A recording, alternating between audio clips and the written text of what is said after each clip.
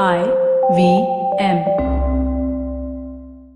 Do astronauts grow up with dreams of going to space? What makes human spaceflight so special? Listen to astronaut and former head of NASA Charlie Bolden on this episode of the Pragati Podcast.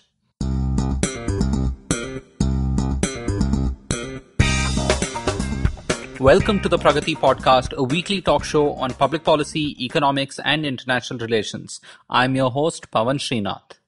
Major General Charles Frank Bolden Jr. grew up in South Carolina during the era of segregation and went on to become a US Marine, a pilot, and then an astronaut. Clocking over 680 hours in orbit around the Earth, General Bolden piloted Space Shuttle Columbia in 1986, Discovery in 1990, and commanded the crew of Space Shuttle Atlantis in 92 and Discovery again in 1994. After retiring from his military career, he was called back by Barack Obama to serve as the head of NASA for 8 years. I managed to record a short conversation with him in Bangalore on March 6th, where he was visiting as the US Science Envoy for space. I apologize in advance for some of the abrupt changes in this podcast. Several of the questions to General Bolden have been re-recorded due to technical challenges and time constraints. We'll start our conversation with General Bolden after this short break. Hello, everybody. Welcome to another awesome week on the IVM Podcast Network. If you're not following us on social media, please make sure that you do. We're IVM Podcast on Facebook, Twitter, and Instagram. Please do. With the upcoming election season just around the corner, in case you really wanted a deep dive into some of the issues that matter, you should check out some of the shows on our network. Shows like Ganatantra, The Seen and the Unseen, The Pragati Podcast, Pulyabazi, and even How to Citizen look into some of the issues that really do matter. This week on Cyrus Says, Cyrus is joined by Tripti Khamkar. Tripti talks about how she got into acting from a young age, convincing her family, discovering her comedic talent, and her very own podcast, Golgappa. On Shunya One, Varun Deshpande from the Good Food Institute joins us to talk about the Good Food Institute and the work that they're doing. On Thalle Harate, our Kannada podcast, Pavan and Surya discuss the Indian judiciary and all that we need to know about its citizens. On Paisa Vaisa, Anupam hosts an hour-long special with Anil Gilani, head of passive investments at DSP Mutual Fund, and Mukesh Agarwal, CEO of NSE Indices, India's largest index and index service provider. This week, look out for the 50th episode of the Habit Coach podcast. Host Ashton Doctor is joined by a special guest on this one. And with that, let's continue with your show. Hi, General Bolden. It's an absolute pleasure to have you on the Pragati Podcast. Could you tell us a little more about your visit to India and to Bangalore?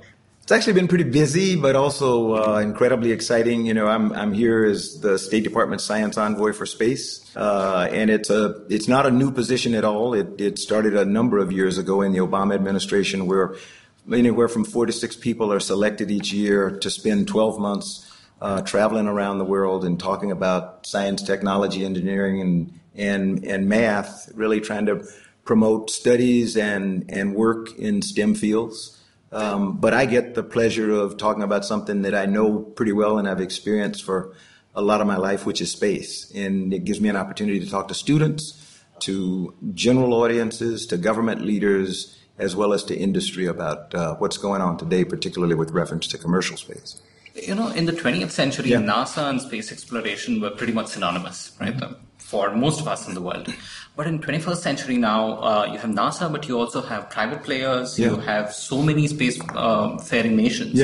So how do you see NASA's role sort of being redefined in the 21st century? Let me go back and help fill in some blanks there, because unfortunately, I think you're right. I think in the 20th century, particularly in the latter part of the 20th century, whenever somebody thought about NASA, they thought about space. And space is a small part of NASA. NASA is 4 big areas. We do space, human space flight, robotic space flight. We do a lot of science, and it's not just science about space. One of the biggest areas of NASA's focus is Earth science, learning about our own planet. And then our actual heritage is in aeronautics. We came from an old organization called the National Advisory Committee on Aeronautics, where the U.S. fell behind, and when the airplane was invented, the Europeans took it and ran with it, and we figured out, boy, how did we do that? And so the government stood up an organization that would promote aeronautics, the study of aeronautics. And so that was NASA's beginning. It became NASA after the Soviets launched Sputnik, and we once again found ourselves wondering, wow, what happened? How did we not do that? And so President Eisenhower at the time went to Congress, and NASA was established by the Space Act of 1958. But it did not give away its responsibility to espouse aeronautics and keep America the number one country in the world in terms of aeronautics, and we still enjoy that today. So when it comes to human spaceflight, India has just announced its first attempt at putting Indians in space by 2022. Now, there are many who might say, human spaceflight is extremely expensive. You can do good science with it, good space applications. As someone who's been a part of human spaceflight programs, what's the best form of the argument for humans in space? Not to be trite, but a really good car is expensive, and people spend their money on it.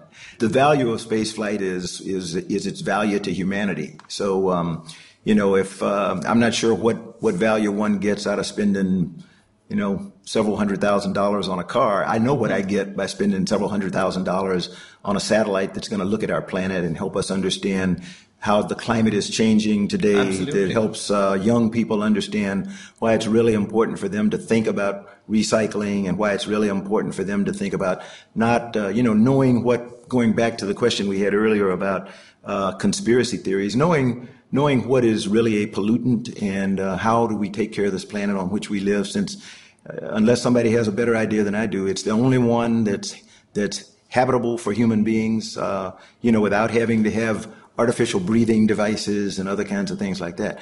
I'm as excited about going to another planet like Mars and exploring and the like. I don't plan to live there because I want to be able to go outside and, take off my shirt and do all other kinds of stuff. You'll never be able to do that on Mars. So I think that's what we get from the money that we spend on space. And this human spaceflight, where humans go to space, I think is perhaps the most inspirational part of it, right? That's your opinion, and I agree with it. All right, then. I like that opinion. I do. But I mean, and I wasn't, again, opinions are really, really, really important. And what you're trying to do with this what I'm hoping you'll do with this program is, between you and me, we can give young people, and I call young people, I'm 72-year-old young person, but I'm hoping that we can give people who listen to your show or your podcast, we can give them some food for thought. And they can go away, they can go online and they can research something they heard us talk about, particularly kids here in India. They can hear me say that India was the first country in the world to ever reach Mars on its first attempt, and they can go and say, I don't believe that. And they'll go to the internet and they'll say India, Mars, and they'll find out for themselves, rather than believing what this guy who came in here from Washington, D.C. said. They'll read and they'll learn a little bit about the Mars orbiting mission. They'll learn what its purpose was. They'll learn how, we collaborate, NASA and ISRO, and we're learning more and more about our own planet as we study Mars's atmosphere. So that's what I hope we'll do, is generate curiosity in kids and challenge them to go off and find answers for themselves, rather than being lazy and just wait for me to tell them, what I want them to hear. I was a school child when Kalpana Chawla went to space, and Indian-born astronaut. It was a big part of my childhood and inspiration to get into a career into science and then beyond science. But it's a vital part of that. Yeah, exactly. And I think it's, you mentioned Kalpana, what she did in her brief time on this earth, is incredible. When you talk about her, or you talk to anybody who knew her, she's somebody that you wanted to be like. She's somebody that you wanted to follow. That, if you had a kid, a young girl, you wanted your child to be like her. She was an incredible role model, an incredible inspiration for all of us who knew her. And, so, I think it's incumbent upon us to help carry out her legacy. And one of the reasons I stayed in the space program, I flew my first flight in January of 1986, and I came back on the 18th of January, and 10 days later I lost 7 of my close friends when we lost Challenger. I mean, it was just like that. I went from being up here, greatest feeling I'd ever had, to being way down here. Having lost even Ron McNair, who is the guy that inspired me to even think about applying for the space program. So I made the decision to stay because I felt that we owed it to them and their legacy to keep pushing on. Yeah. So I'm glad you mentioned her. In the morning in your talk at the National Law School in Bangalore, you mentioned two very interesting things about how NASA looks at collaboration in space. One is that other than building bilateral arrangements, NASA is really looking at building global networks and groups of countries and private companies working together to do a variety of things in space. The second is that you mentioned both how before you joined NASA as its head and during your tenure as well, the International Space Exploration Coordination Group was set up, where space agencies from around the world came together to informally talk about space exploration, and eventually they created a global exploration roadmap, which I would really encourage all of our listeners to go and check out. But apart from that, is there anything NASA and ISRO are collaborating on that you are really excited about?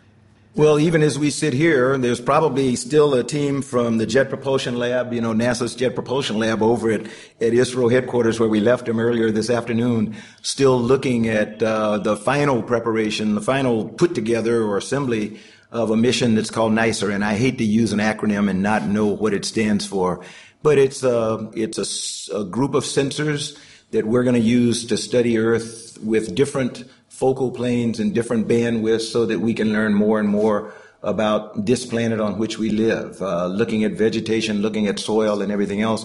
And it's one of the ongoing ways that NASA and ISRO collaborate. And so if there are friends of mine from ISRO who are listening to this, please call in or write you and say, he was close, but here's what it really does.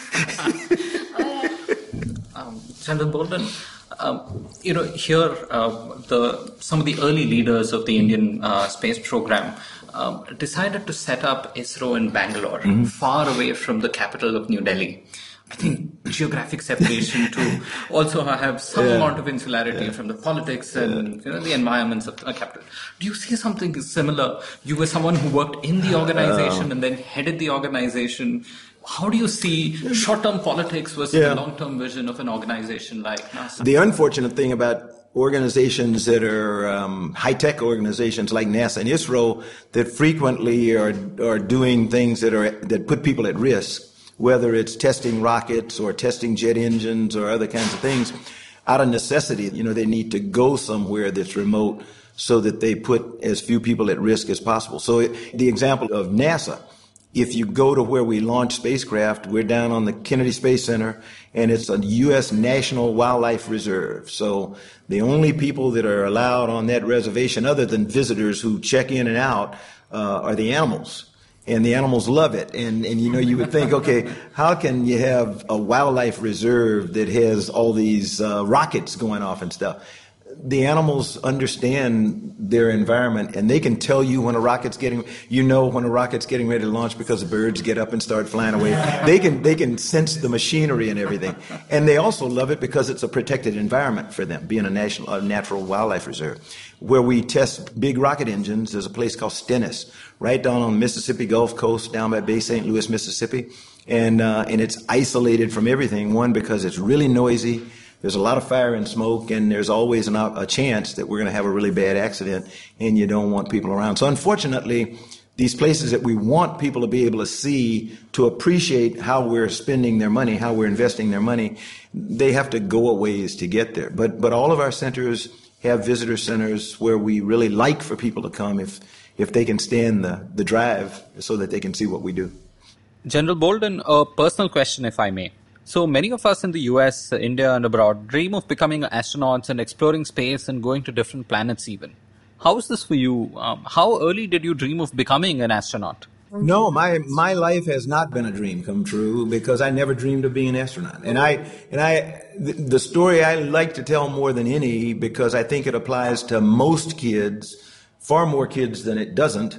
I am not what people think is a typical astronaut. And I'm not sure there is a typical astronaut because roughly 50% of the people with whom I worked in the space program who were in the astronaut office never dreamed of being astronauts when they were growing up. And something happened in their life. In my case, I was never going to fly airplanes. I was not going to be a Marine, but I met people along the way. I went to the Naval Academy for college. And one of the first commissioned officers who had a lasting impression on me was a young Marine officer. And so when it was time for me to graduate, I decided I want to be like him. So I went in the Marine Corps. fully intending to be an infantry officer, did not want to fly airplanes. And so my wife insisted that we go to Pensacola, Florida, and we went down, and the first time I got in an airplane, I fell in love with it and ended up being an aviator. And then, because one of my instructors was a test pilot, decided I wanted to be a test pilot. And then I met Dr. Ron McNair, who we lost on Challenger, and he talked about the challenges of being an astronaut. And I was 33 years old and picked up pen and paper and applied, told my wife there's no way they're going to accept me, but I just cannot pass up the opportunity to go to Houston, Texas and get a chance to be around astronauts for a week. I went down and did my interview and played softball on the astronaut softball team and got in and spent the day, each day talking to astronauts. And I went back and it was like a dream come true. But I told my wife there's no way in the world we're going to be selected. And sure enough, I got selected. So I got a chance to do that. So for anybody listening of any age, you're never too old to go to space. It's not out of reach of anyone, and it's getting to be more and more in reach, as evidenced by the achievements of Virgin Galactic, an entrepreneurial company that just in the last month has launched not NASA astronauts, not national professional astronauts, but corporate astronauts into space on a commercial spacecraft.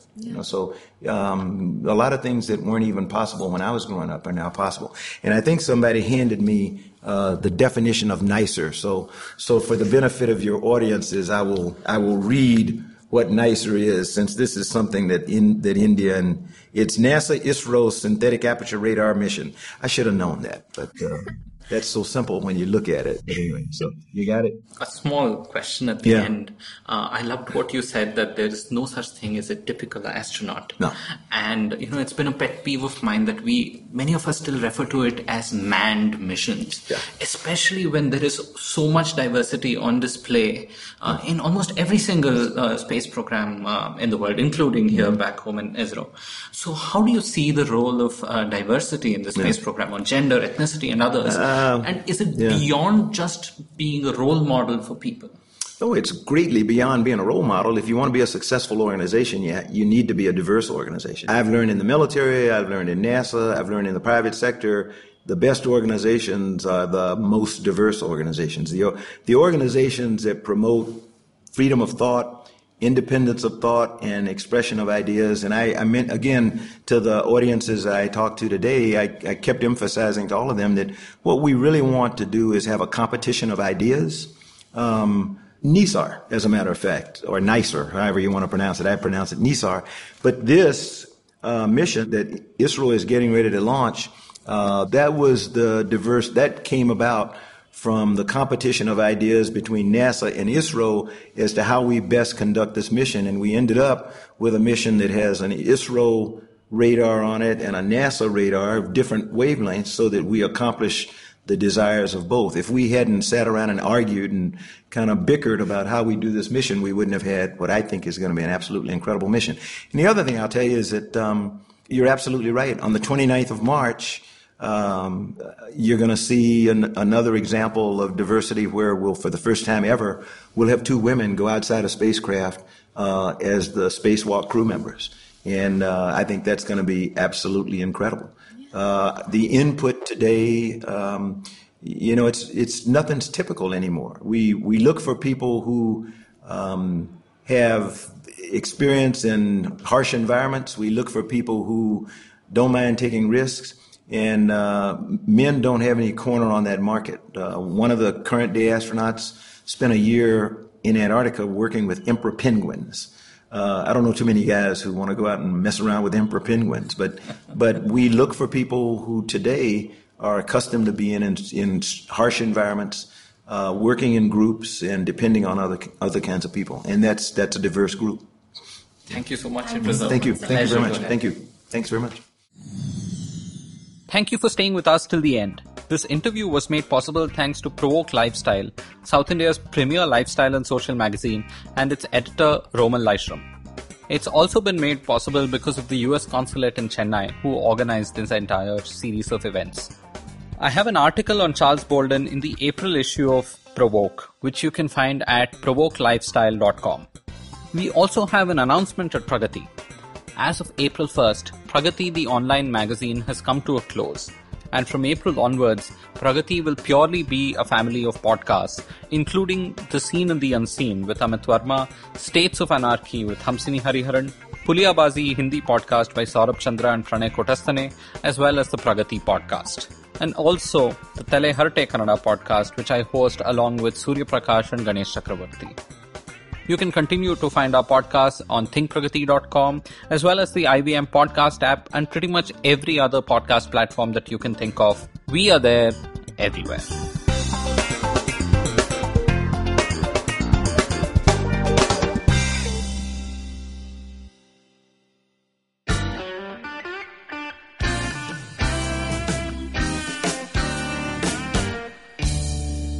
Filter coffee is a fascinating beverage. You need to pick the right beans, blend them in the right proportion, roast them to perfection, and slow brew at the right temperature to get the perfect cup. Which is exactly like great conversations as well. You need to track down the most interesting minds, get them into their zone, and settle down for an unhurried, unscripted chat. And coffee for me is always, always, always best enjoyed with friends. I'm Karthik Nagarajan, and do share my table as I meet some of the most interesting people I know and sit them down for a strong cup of coffee and an even stronger conversation. Join me every Wednesday for a freshly brewed episode. This is not frappe. This is the Filter Coffee Podcast.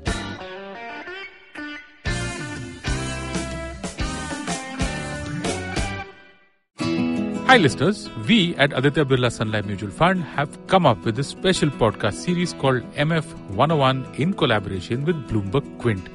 MF 101 is an informative series that will help you understand the recipe behind mutual fund investments.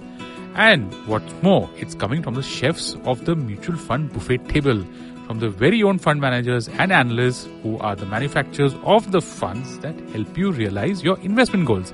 New episodes out every Monday. You can listen to the show on the IVM Podcast app or wherever you get your podcasts.